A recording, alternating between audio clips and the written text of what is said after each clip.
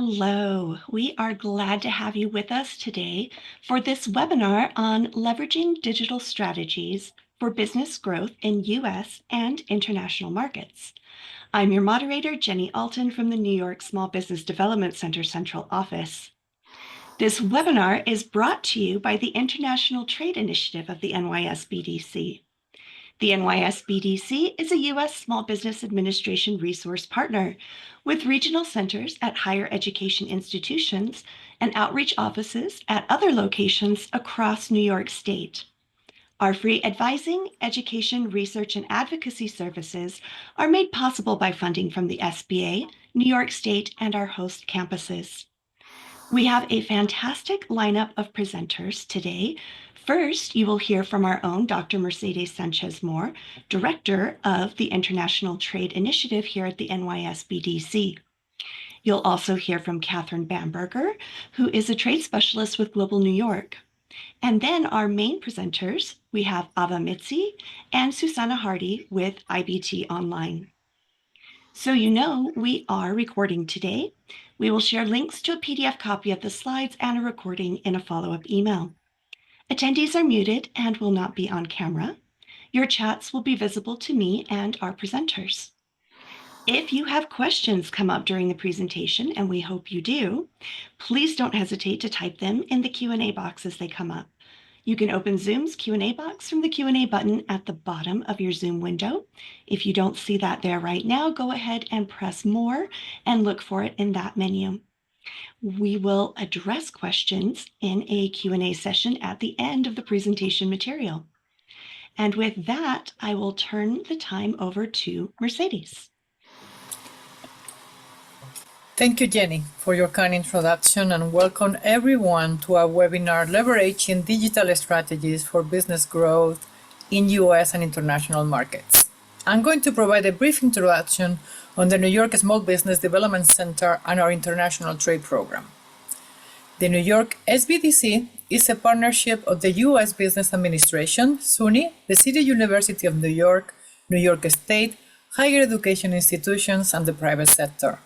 The SBDC provides one-to-one business advisement, training, and research in support of entrepreneurship and economic development for the state of New York. The International Trade Initiative is a special program within the New York SBDC network, which is housed and part of the SUNY network of 20 regional centers and 72 outreach and satellite offices. 98% of the population in the state of New York is within 30 minutes of an SBDC service location. The New York SBDC International Trade Initiative supports SBDC clients statewide with expertise and experience on international trade and trade compliance. We also provide SBDC staff with professional development, increasing trade advising capabilities statewide. All of our services are free, customized, and 100% confidential. We help small and medium-sized companies become globally competitive by providing export development and import operations assistance through one-to-one trade consulting, market research, innovative training, and links to additional export resources provided by our partners, Global New York, the U.S. Commercial Service of the Department of Commerce, the Small Business Administration, Exim Bank, and other public and private organizations. The New York SBDC can help your business become a successful competitor in foreign markets by helping you plan and implement your export strategy. Our international business consultants are available to assist retailers, manufacturers, high technology, and even service companies with export planning and other areas such as export readiness review, export business plans, targeting international markets, selecting sales and distribution channels, legal considerations and licensing, logistic procedures and documentation, market research and trade logistics, and international trade financing options.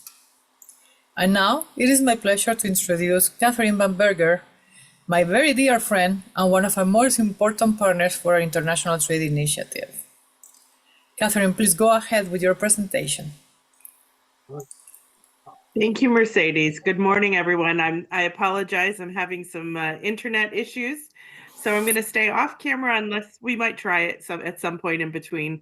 But for those of you who've joined us before, you know that Global New York is a very dear friend and partner in this initiative to help small businesses across the state of New York market and sell their products outside of the United States. And they do that using a variety of tools.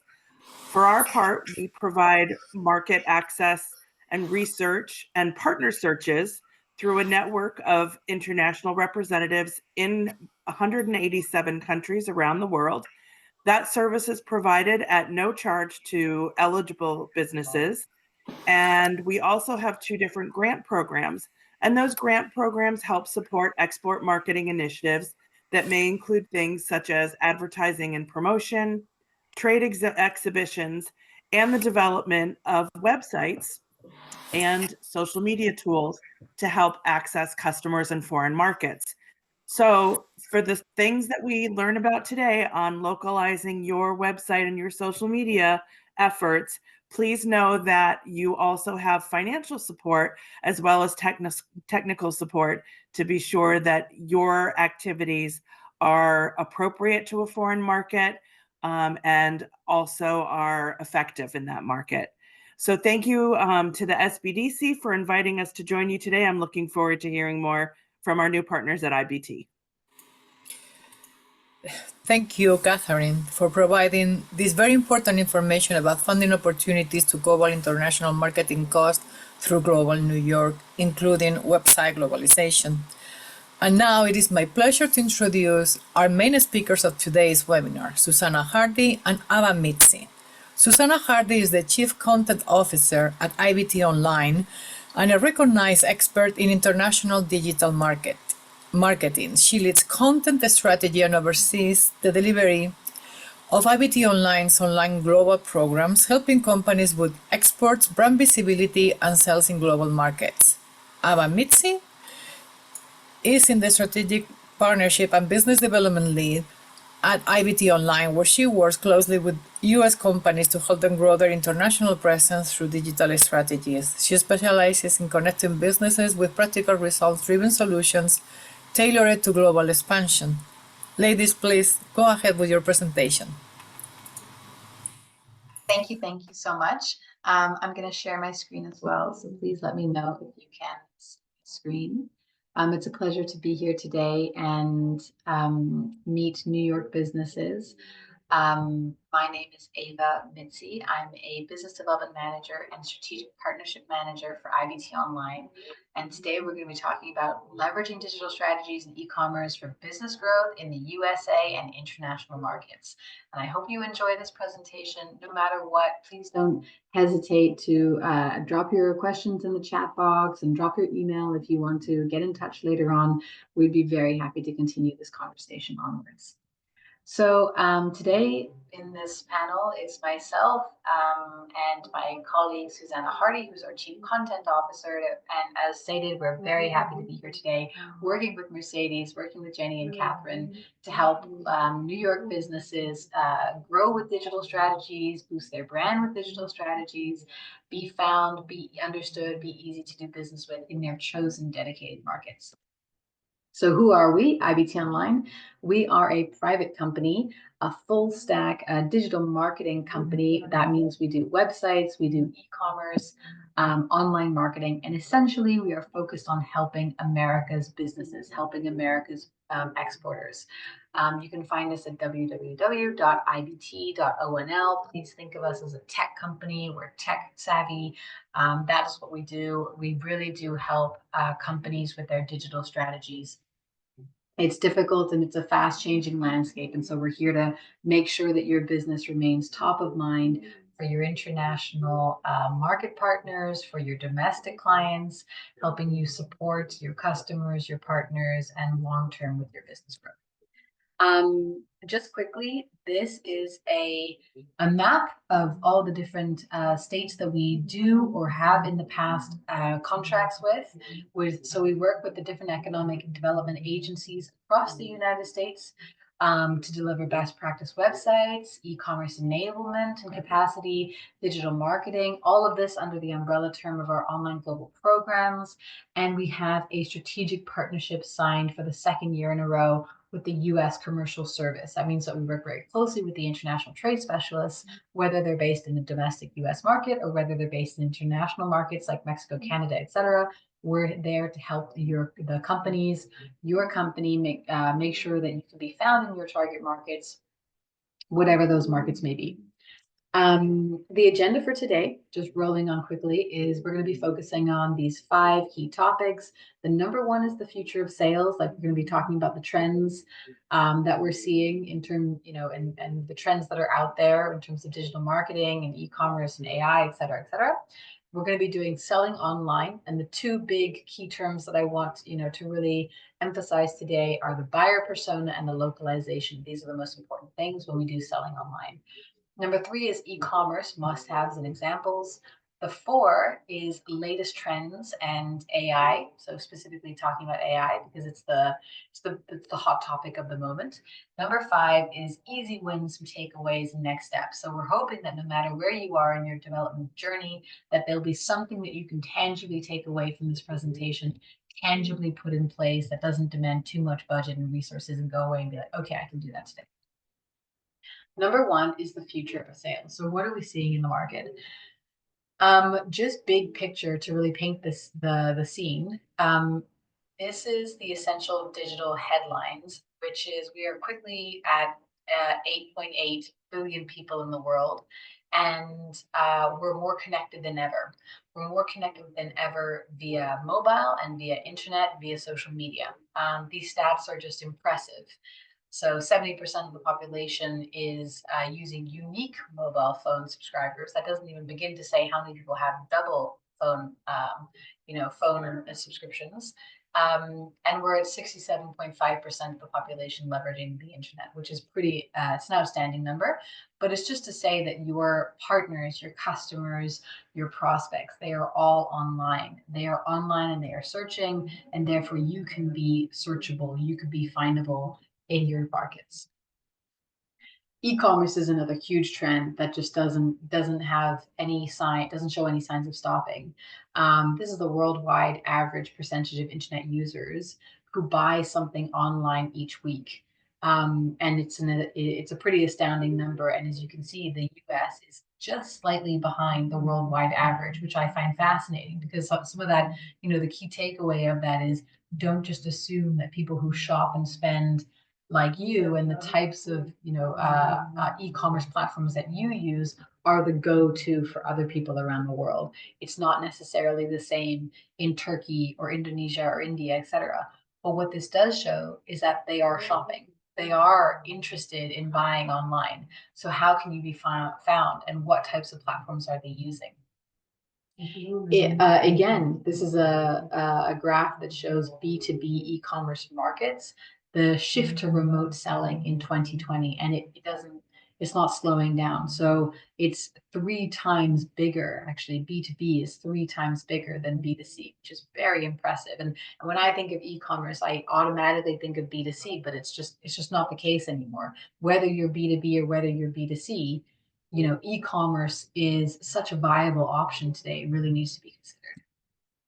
And yeah, over 90% of B2B companies have shifted to a virtual sales model in 2020. And so when we talk to our customers and our clients, e-commerce sometimes just feels like the wrong selling move to them, but actually it's totally the right time. It's totally the right place. So it's definitely something to be considered. To recap, the big trends that we're seeing in terms of the future of sales are digital first, omni-channel, and making sure that you're customer centric. These are some big terms, and there's a lot to put into these big terms, each one of them. But essentially, it means digital first is that the future of sales is hyper automated more and more, thanks to AI as well. And it's the digital first engagement with your customers. That means that your customers have an expectation. And if you're a company that says, I do want to wow my customers, I do want to give them an excellent purchasing experience, then how do you do that? You have to give them some digital options, and you have to make sure that your digital presence reflects the brand value, reflects your quality of the products that you have, etc. It can't just be we build incredible products, but then we don't know how to tell our story online. That's out of date. So digital first approach and it's not even a question anymore. The omni-channel one is an opportunity that customers want to be able to access you at their own time, at their own leisure, when they want and in their language. So you have to offer them multiple different avenues to get in touch. You have to give them a way to get in touch with you on LinkedIn or via WhatsApp or via Facebook. So that's what we say is an omni-channel experience, is let the customer find you on multiple different ways. And the third big topic is customer centric. And so previously the business model used to put the business at the very center and then everything else was the operating system around it. And today customer is at the very center, customer service is at the very center of the business. So companies today have to invest in digital technologies that improve the buyer's experience. And the more you can make that buyer's experience wonderful, seamless, easygoing, and bring attention and communicate to them, the better their experience will be, and the more likely that you are then to gain their trust and to gain their confidence and ensure that they're purchasing. So what does selling online look like? Well, the two big buzzwords that we want to talk about today are the buyer persona and localization. And whether you're going domestic market, whether you want to sell more in, for example, New York or it's Miami or it's Michigan, et cetera, or whether you're interested in your international markets, and that can be Canada, Mexico, et cetera, it's all about the buyer persona. It's all about localization. So what does that mean? Well, what is a buyer persona? A buyer persona, if I'm sure many of you know this already, but a buyer persona is a fictional representation of the person you're buying to. So it's not the company, it's a specific person. So the more you know about that person, the more you know about their individual likes and who they are and how they're purchasing and what languages they speak in, etc., the more likely you are to make that sell. So you're going to ask yourself some questions like, is my New York buyer persona different from my other US buyer personas? Is somebody in Miami going to read and view my content differently and have a different experience of my website? Is my international buyer persona different from my US buyer persona? So is the one based in Mexico or based in France very different than the one based in New York? I would assume so. I think that the research could tell you that it is.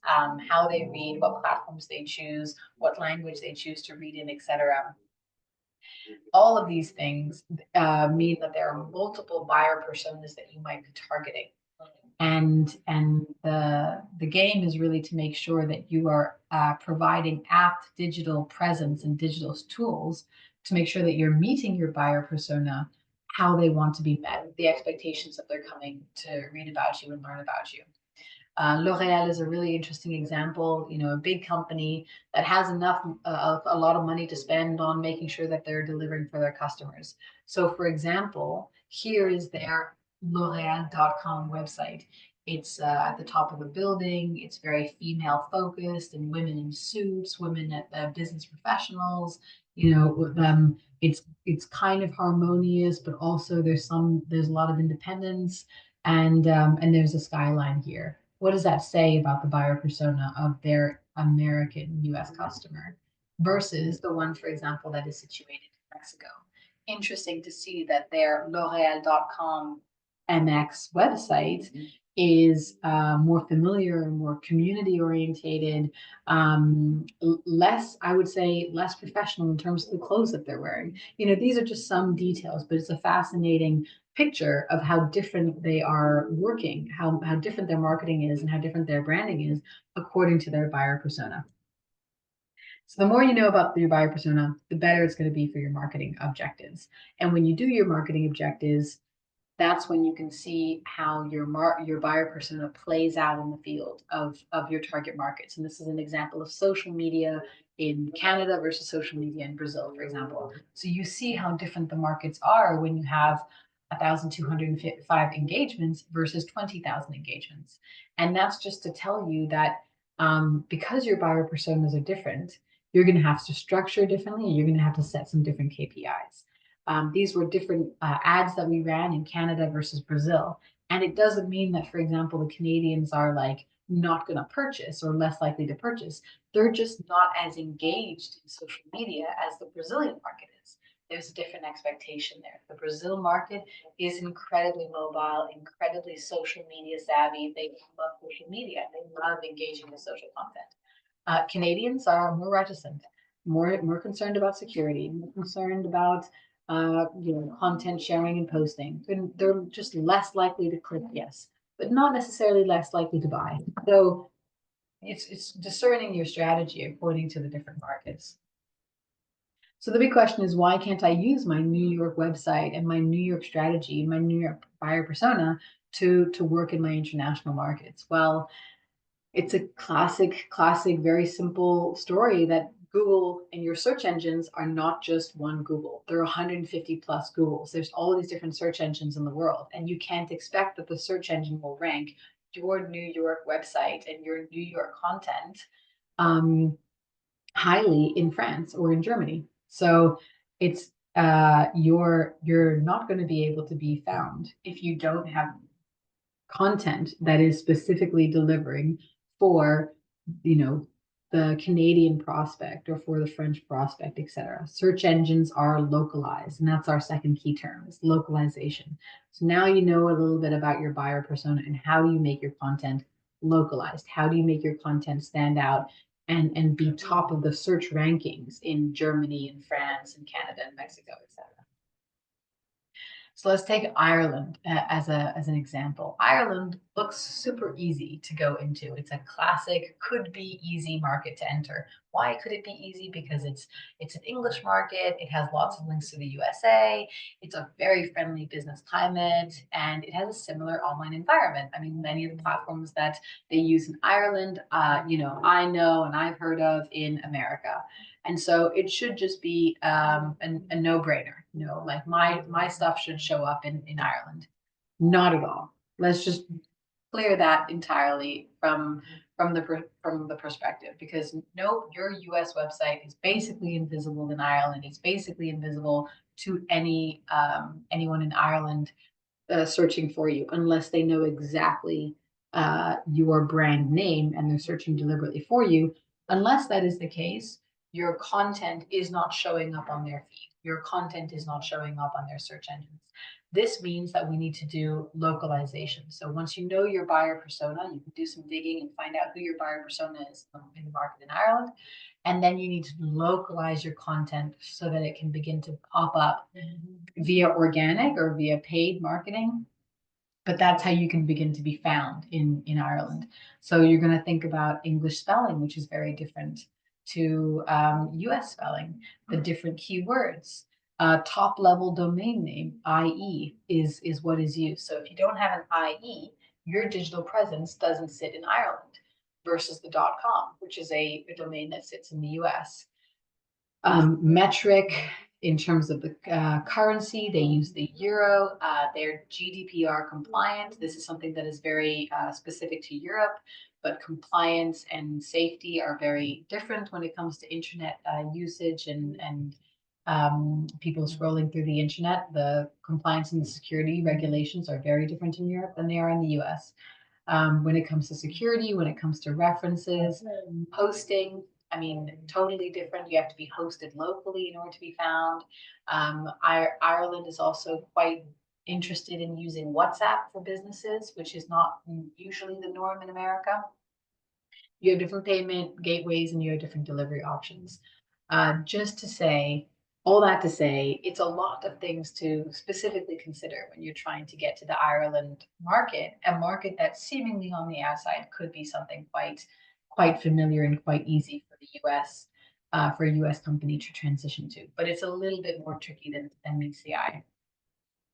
So what exactly is this term localization? Well, how do I do localization? One of the ways we do localization is keyword optimization, keyword research. So for example, the use of sneakers and runners in USA when trying to sell shoes versus the use of sneakers and runners in Ireland trying to sell shoes.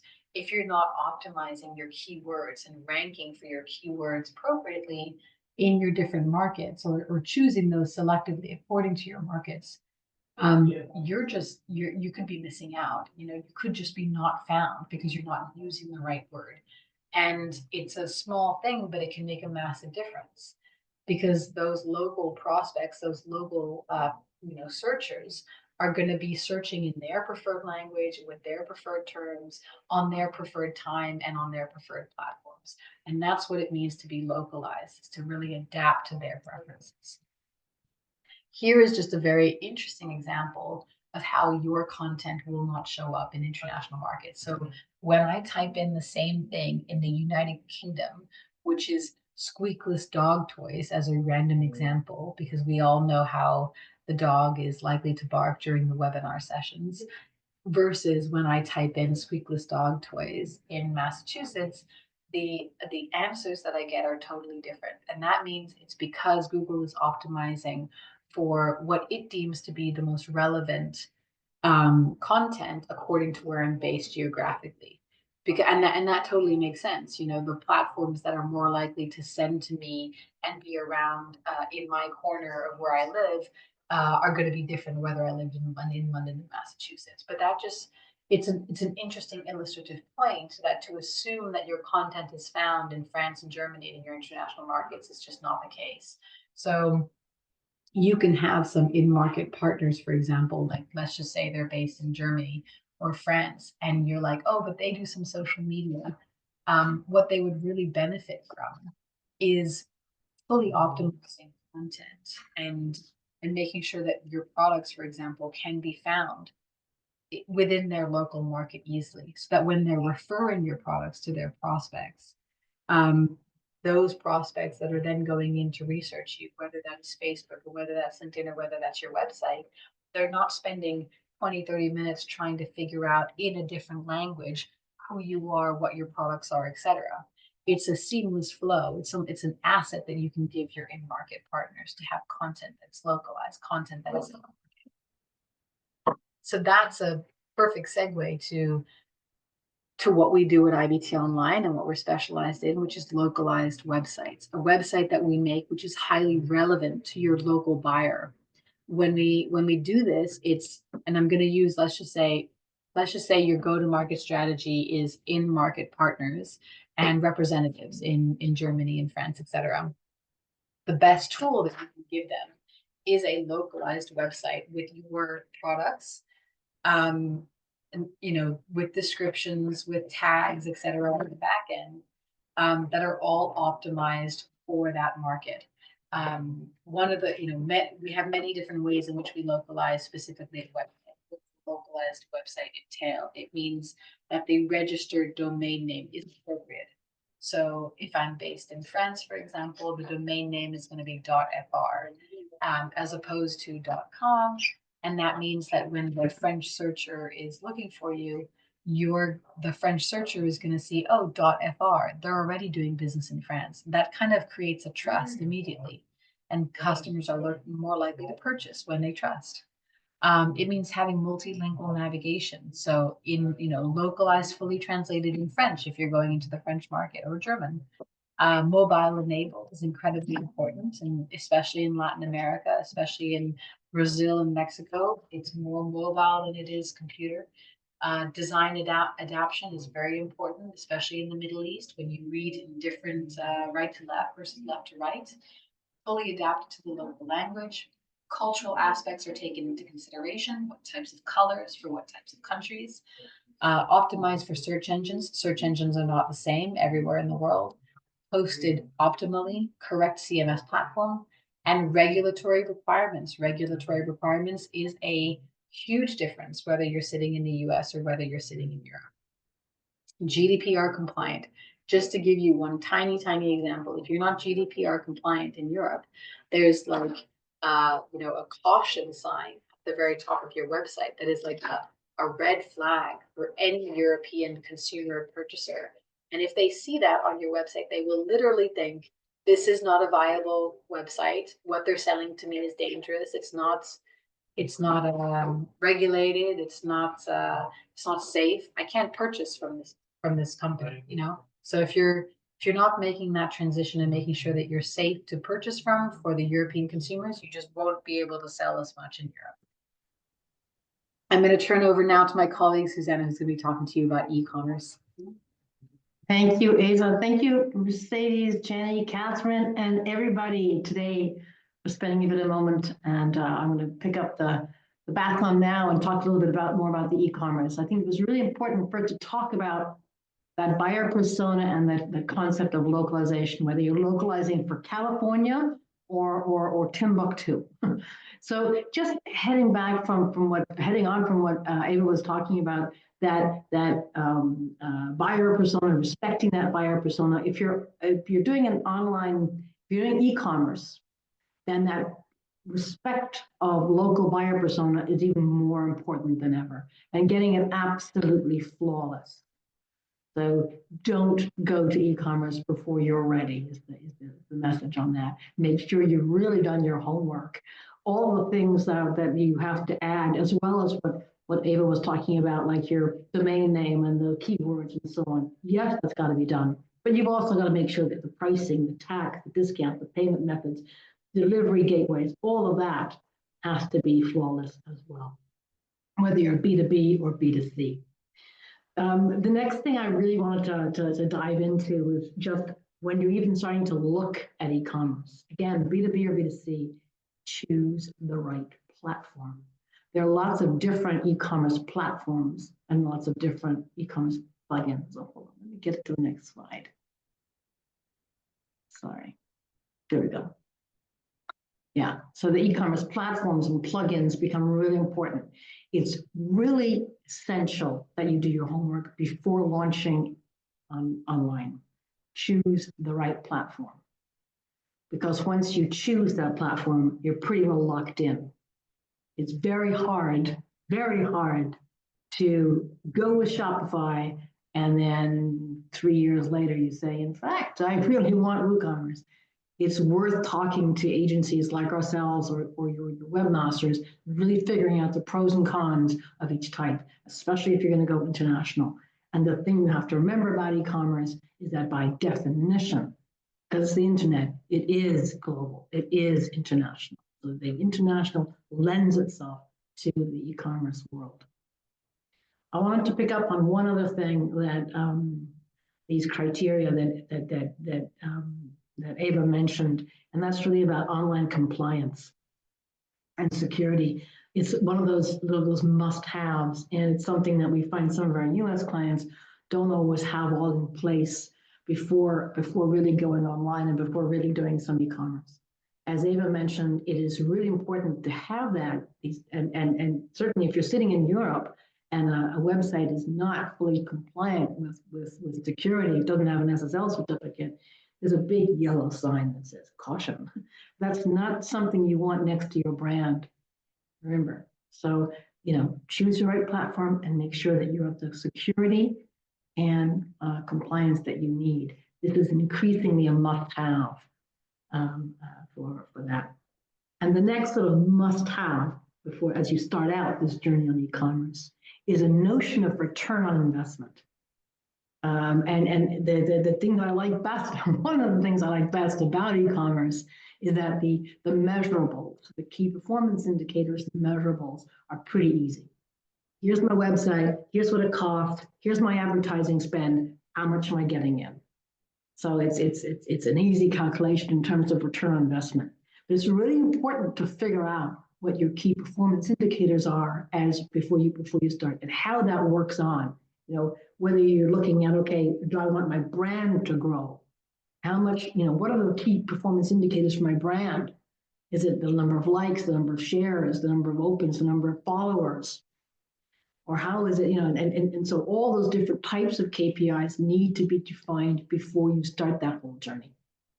So just as you're starting, just as a reflection on that, some of those basic things. The next slide I want to just to highlight, it's a deliberately messy slide. How about that? This is a deliberately messy table because it is a messy environment. Your URL is seriously important, and the choice of URL that you have is very important. This is like your very, very valuable online real estate. And getting it wrong is a pain because afterwards you're stuck with it and someone else owns the thing that you should have. It's very hard to get back. So again, it's one of those things you need to look at right from the start.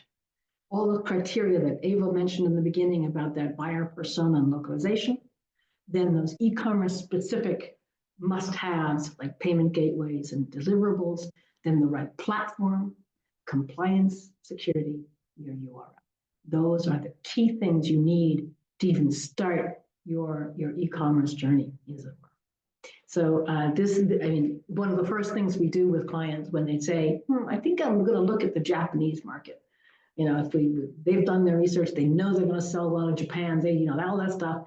They've used the SBDC assistants, and they've used Global New York to figure out the markets, and so they've got that. They've got already going to launch a new market. Let's figure out the right URL for you, the URL that speaks most to your targets, to your buyer persona. I guess the last thing I wanted to mention is something that, again, people we find actually engineering companies tend to forget. Companies sometimes forget the importance of mobile enablement, how important it is that your website and your social media all translate beautifully on your mobile phone.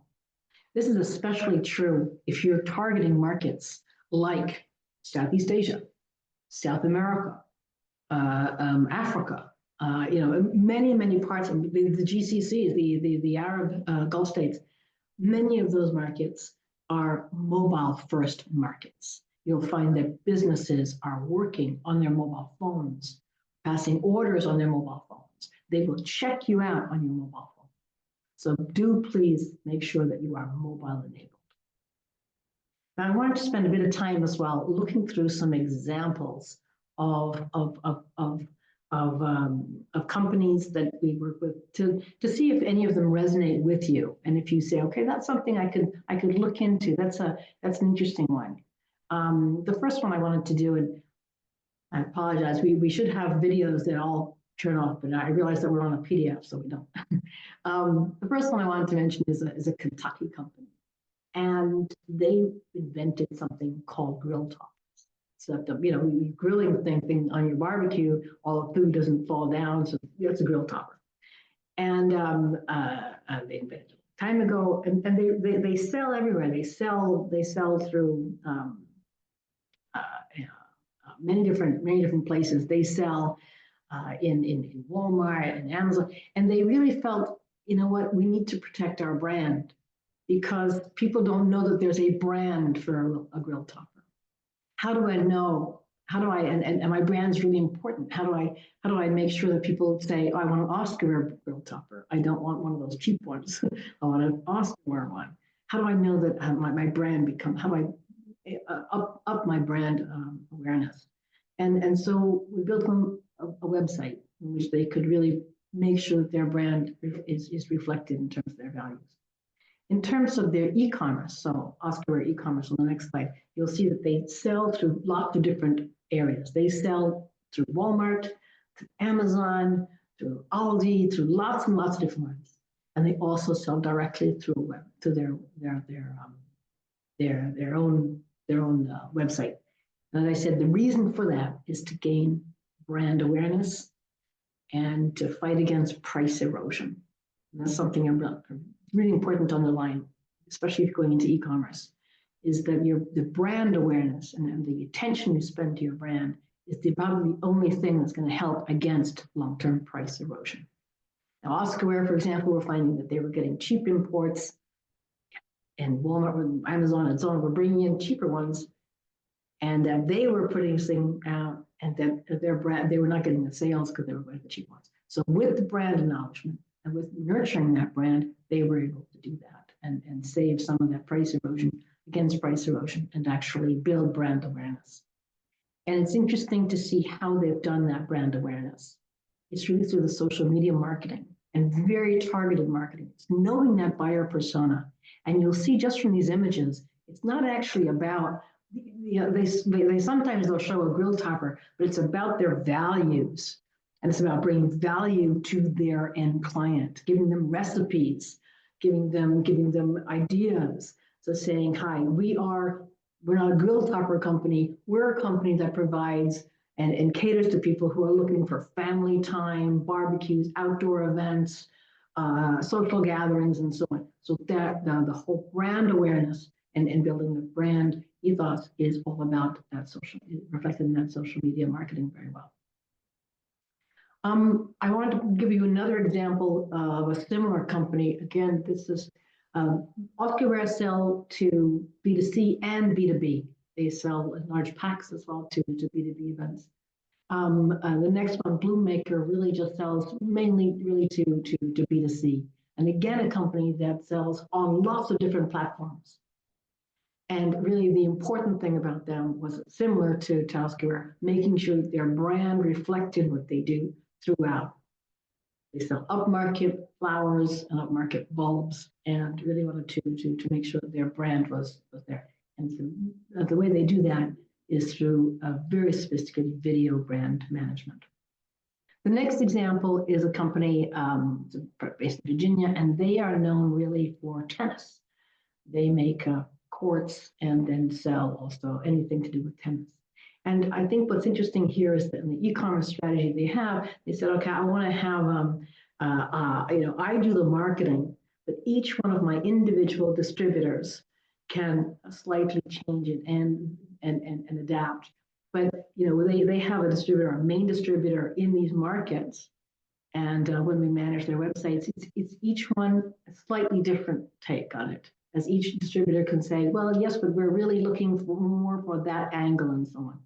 But Hartrue itself maintains command and control over the brand. They would never let their distributor just take over that brand management because they know that the brand is the most important thing. And the next example I want to give, I think, is a similar sort of story. The importance of brand management in e-commerce, especially.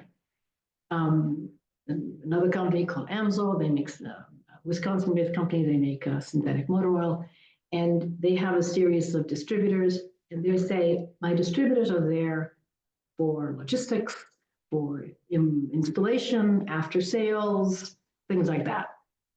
We, the company, are responsible for our own marketing.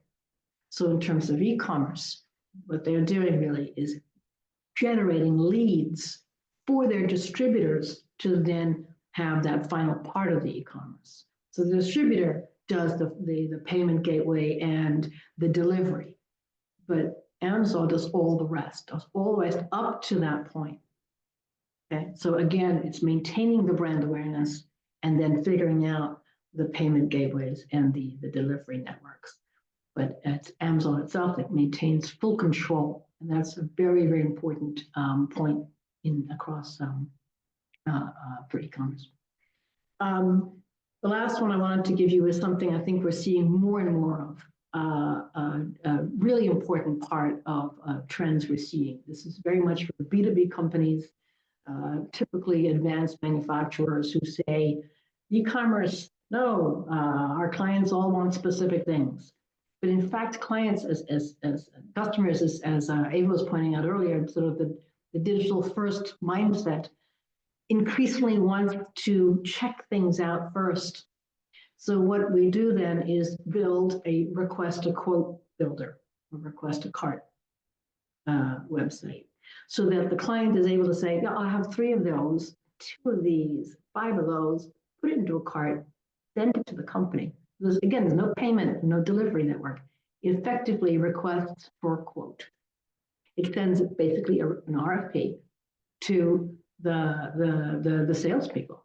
So this is like sending a market or sales qualified lead to your salespeople, who then can pick up the phone and say, thanks for that. I think I wanted to ask you 1 or 2 things about some of the spec sheets on that you're requesting or whatever. So there's an immediate dialogue, which is already a sort of a warm lead. But the client, the customer, the buyer persona has what he wants, which is to really not be cold called, not be inundated with things. He can choose, he's found the website, and he can choose the various products that he wants, put it into a cart and say, how much would that cost?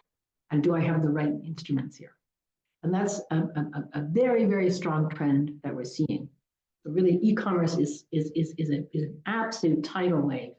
But don't just think of it as, oh, it's like, B2C, people selling shoes online. No, e-commerce is much, much larger than that in today's world. Ava, I wanted to ask you if you wanted to reflect on some digital must-haves. And, I'll take it back. Yes, 100%. I, when preparing for this presentation, we thought of, the big question of how much marketing specific digital marketing information can we include? And it's really hard to pack in how to do digital marketing in just in an hour, in 45 minutes. So we're trying to condense some just practical takeaways. Make sure that your website is working hard for you, and be critical when it comes to how does your website actually perform. Ensure that it is mobile enabled, and that it looks visually appealing when you look at it on a mobile screen. Ensure good load speeds, ensure that it is optimized, ensure good imagery, and ensure that it is easy to navigate. We could do another presentation for another hour on just digital marketing. I mean, it is just a mammoth of a topic, which goes from Facebook to LinkedIn to X to all the e-commerce platforms that Susanna just cited. And it means, are you doing paid? Are you doing organic? Are you doing search engine optimization, et cetera? So it's a really, really huge topic. And what we wanted to propose in an alternative is that we do have a system to do a quick website audit for you. So we could arrange a meeting, which is 20 minutes, 20-minute meeting with you, not an hour long, but just a 20-minute meeting, because the amount of times that we have conversations with companies and we say, we've done an audit of your website, we've done an SEO report and a website audit, and we have the capacity to do that quickly. These are the words that you're ranking for. And they're stunned because they suddenly see that their top words that they're ranking for are link and direct. And they're like, what?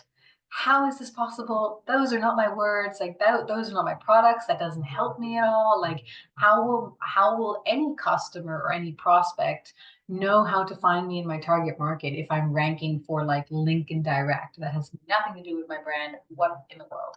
So if you're interested in having a quick conversation with me and Susanna about your keywords, and I can give you all the keywords that you're currently ranking for, and I can do a quick analysis of your backlink strategy and your SEO strategy, which is your website and your different landing pages that you have attached to it.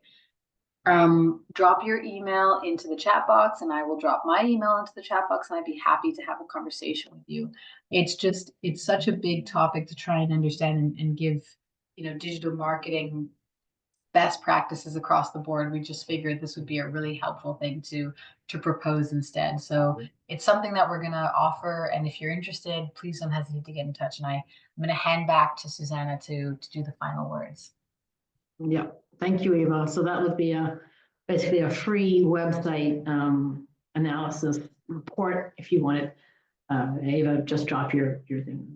I don't think any webinar these can get far without talking about AI. So I thought I'm conscious of time, so I'm going to zip through these next slides. Latest trends, AI. So some of the big trends right now. We've talked about e-commerce, social commerce, data privacy. I was going to talk about one of them just really, really briefly, because if you're into digital marketing, you have to be aware of AI. People in digital marketing and social media marketing have been using AI throughout. Online marketing uses software tools to attract, convert, retain clients. Ava, the next slide, please. Thank you. So, there's a lot of all those Google algorithms. It's basically AI. The difference really are these LLMs, these large language models, and are really transformative in that sense.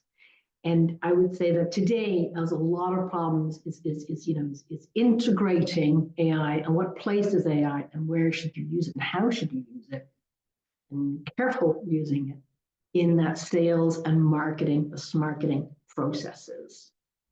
I'm going to give you just two little examples here. The first is that ChatGPT is now taking market share from Google.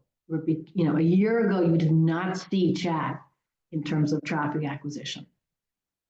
These days, you start to see chat. It's okay. In this particular example, it comes number 12, just after ThomasNet. So, that's getting there. As I said, a year ago, it wasn't even there on the board.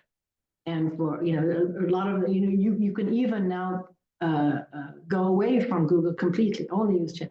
I wouldn't if I were you. Google is still 20 times the size of ChatGPT in terms of search. But nonetheless, you are seeing it there. So what does that mean? It means that people are searching and looking at ChatGPT for solutions as well. There's a strong impact on SEO and how you write and the content that you produce. The need for quality content has actually increased with AI. The need for really solving problems and giving quality responses to your clients. AI means that you have to have things that answer your buyer persona's pain points. You can't just stuff things with keywords anymore. That's out of the picture now. I've summarized it really in just this. If you think of Google as a way of searching for information, what time is the pizza open? Pizza store open? What's the weather like? AI, you search for solutions. How do I install this pump? You go to YouTube or you go to AI. How do I integrate this machine into our processes? You go to AI. So those are the things you should be thinking about when you're writing and want to be relevant for AI. Again, that is the subject of an entire other webinar, but it's worth remembering. Some easy wins, and I hope also some questions coming in there at the end. We thought we would try and give you some takeaways, which are hopefully some value. So getting back to Ava's first point, 8 billion people on the planet, 5.5 billion of them are using the internet, right? So that means if you're a small, mid-sized business based in New York, that's good news for you. It means you know exactly where your buyer personas are and you know how to reach them. They're online and you reach them using digital media. So localized websites, be respectful of your buyer persona and online marketing together. And that website and digital marketing can also act as your very best sales rep. It's the best tool that you can give your in-market partners, your distributors. You control your brand. You make sure that you have real control over the imagery, the domain names, how it goes out, everything else. But you're providing that to your in-market partners. They're doing the fulfillment of it. They're doing the installation. So it's an important thing. This is how you will be found. This is how you will be checked out. And that whole notion of the brand as a defense against price erosion and the way that you can increase brand awareness through your online presence. Examples I gave you. And if you're looking at international, it's quite interesting because brands are actually probably more important internationally than they are in your domestic market. This slide with all these numbers on it, the white, brand, how do people look for brands? They look on social media a lot of the time. The white line is the worldwide average. The blue arrow far to the right is the USA. So the rest of the world looks for brands online more than us. How about that? More than the USA. So that's worth remembering when you're looking at international markets. Some easy wins, again, when you're looking at international markets. We've said this a couple of times now. Value your URLs. Don't give them to your distributors. Don't let your distributors say, oh, wow, let me build your website. No, I want to own my website. It's important real estate. Made in New York, sold worldwide. Make sure that people who do find you know that you can fulfill that order. You have transacted before. You have gone internationally before. You sell in different markets. Your website is going to be checked out by new prospects, not by old clients who know you very well. New clients who come down to you, new prospects, they're the ones who check you out. A couple of other things that are obvious, making it easy to get in touch with. Make sure that you're talking on various platforms. Client testimonials are fantastic. And then what I'd say is focus. Focus on making sure that you're the low-hanging fruit. Don't spread yourself too thin. Don't do a rifle approach or shotgun approach. Do a laser approach. Do a really focused approach. I think also it's important to somehow think of your digital assets as a way of empowering your sales and marketing teams. So bringing those digital assets, next slide, please. Bringing those digital assets to your sales and marketing meetings. Now, most of you will have sales and marketing meetings, once a week or so. Gather them all around and say, okay, we're going to a trade show. Next point is, what effect does that have on my website, on my LinkedIn page, my social media? You're launching a new product. Where is that on my website? Where is that on my social media? How am I doing that? Got a hot lead, send them a link with a client testimonial, et cetera, et cetera. So there's a lot you need to be doing there. Every time, every action should have some kind of repercussion on your digital assets. Respect for your local buyer is the key message for having here, I think, throughout that Ava, as I repeated, both from the online side, digital marketing side, the e-commerce side, that respect for that local buyer persona, especially for e-commerce. And then what does that mean? It means being relevant to that local buyer persona. We've got tons more on our website, which is www.ibt.onl. The assets are free. Go to the resources page, and there's tons of stuff that you can look at there. And I've just, we've got 1 minute to spare. 2 minutes to spare. Okay, if anybody has a quick question, now is the time to drop that in the chat or the Q&A box. We've had several thank yous for really great information today. You will, as a reminder, we've had several questions come in about this. You will get a link to the recording as well as a PDF of the slides. So you can come back, review, even at a later date, pick things that you want to work on from this presentation. You'll have the support to be able to do that. Now, let's see, I'm just looking to see if we have any other questions coming in. We had a question earlier about an import question or an import program. And so Mercedes, I know we have a webinar coming up. If you want to announce that, we will have information released on that soon. Thank you, Jenny. Yes, I responded to that person. We do have another program coming up April 28th, I believe. Yes, I think it's April 28th. And is on importing food from Latin American countries. And that person was asking about regulations and how to obtain certain certifications from FDA for the suppliers. And that is what it will be covered in our next webinar. This one was about digitalization and globalization of websites. Fantastic. And we did also have a question come in, Catherine. If you are there and able to chime in, I know you were answering a question about content of a product being New York or USA.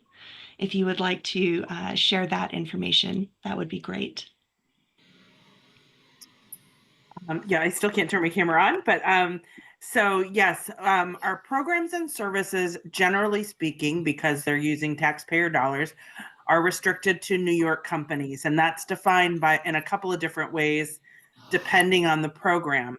Our Export Marketing Assistance Service, fondly known as EMAS, is the same as our Global New York Fund, which are both state-funded programs, and so they're restricted to companies that are creating at least 51% of their value in the state of New York. The STEP grant program, which is the State Trade Expansion Program, is funded through the Small Business Administration, which is a federal government entity, and therefore requires that the company be headquartered in New York, which means their U.S. operations or their sole operations are happening in New York from a management perspective, but then the content creation, manufacturing, warehousing, storage, et cetera, can take place anywhere in the United States. Great. Thank you for clarifying that. I appreciate it. We've had some individual questions coming in. So in the chat for everybody right now, Ava's email is there. Make sure to snag that. So if you have some questions afterward, you can get in touch with her. I know we've had some questions about, oh, I have this type of website. Can I get that SEO report mentioned? Grab her email so that you can get in touch with her. We've had a few of you who have shared your emails, and so she's been collecting those and we'll get in touch with you. All right. Yes, Mercedes.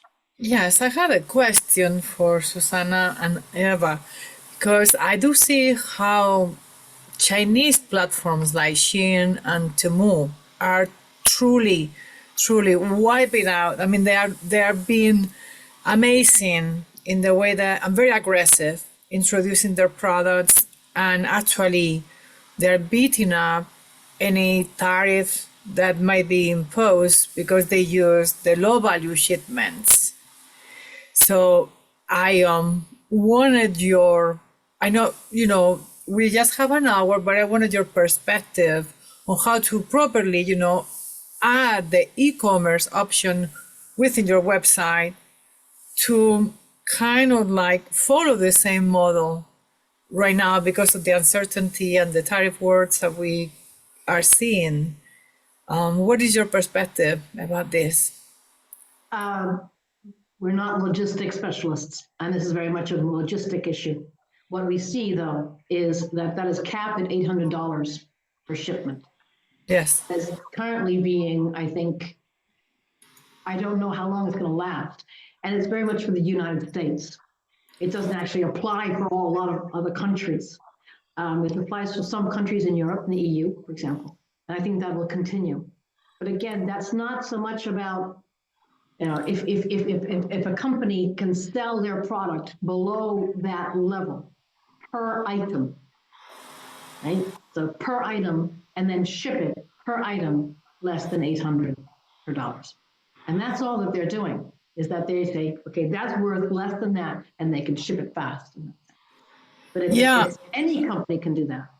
Yeah, that makes amazing. Yeah. Because they are doing it not only in the States, but also in Europe. I mean, right now they are bombarding the UK market and the rest of the European countries utilizing that strategy. I don't know how they manage to have so low cost logistics, because our cost to receive goods is pretty high in terms of transportation. So that is something that's an art that they have developed. It's an art. Later A lot of on. it will come in. Well, I think we're saying a lot of it comes in also through bonded warehouses. So a lot of them will use a bonded warehouse, where you only pay the tax once you leave that bonded warehouse. You have a bonded warehouse where you have ready stock. So each individual item, and so that bonded warehouse can be sitting in Delaware or in Michigan or anything, Pennsylvania, Pittsburgh, whatever it is. It's a bonded warehouse, and so when you get the order in, it's directly from that place.